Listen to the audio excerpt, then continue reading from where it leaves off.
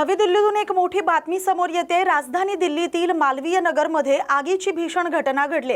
एका पंचतारांकित हॉटेलमध्ये लागलेल्या आगीत होरपळून 21 जणांचा मृत्यू झाल्याची माहिती आहे। दिल्लीतील लेमन ग्रीन नावाच्या रेस्टॉरंटमध्ये सकाळी 9:15 वाजताच्या सुमारास ही आग लागल्याची घटना घडली। याबाबत माहिती मिळताच दिल्ली अग्निशमन सेवाने घटनास्थळी धाव घेतली। त्यानंतर इथल्या इमारतीमधून 37 नागरिकांना सुरक्षितपणे बाहेर काढण्यात आले।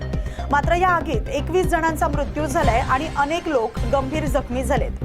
जखमींना सध्या जवळील खासगी रुग्णालयात दाखल करण्यात आले। डीडीएमए दक्षिण जिल्ह्याचे उपविभागीय दंडाधिकारी जितेंद्र कुमार यांनी सांगितले की सकाळी घटनेची माहिती मिळताच आम्ही तातडीने यंत्रणा सक्रिय केली आणि सर्व संबंधित पथकांना घटनास्थळी रवाना केलंय। या इमारतीच्या तळमजल्यावर एक हॉटेल सुरू होतं आणि आगीचं नेमकं कारण अद्यापही समोर आलेलं नाही। मात्र प्राथमिक माहितीनुसार त्या हॉटेलमधूनच आग लागल्याची शक्यता वर्तवली जाते।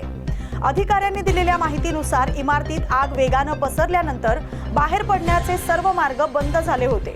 त्यामुळे स्थानिक नागरिकांनी इमारतीसमोरील जमिनीवर गाद्या टाकून बचावाची व्यवस्था केली।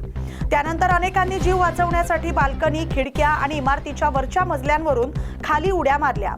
दरम्यान निवासी भागांमध्ये किती हॉटेल्स आणि रेस्टॉरंट्सना व्यवसायासाठी परवानगी देण्यात आली याबाबतची माहिती महानगरपालिका प्रशासनाकडे मागवण्यात आली आहे। तसंच अशा सर्व आस्थापनांची नियमित तपासणी करण्यात येणार आहे असंही प्रशासनाने स्पष्ट केले।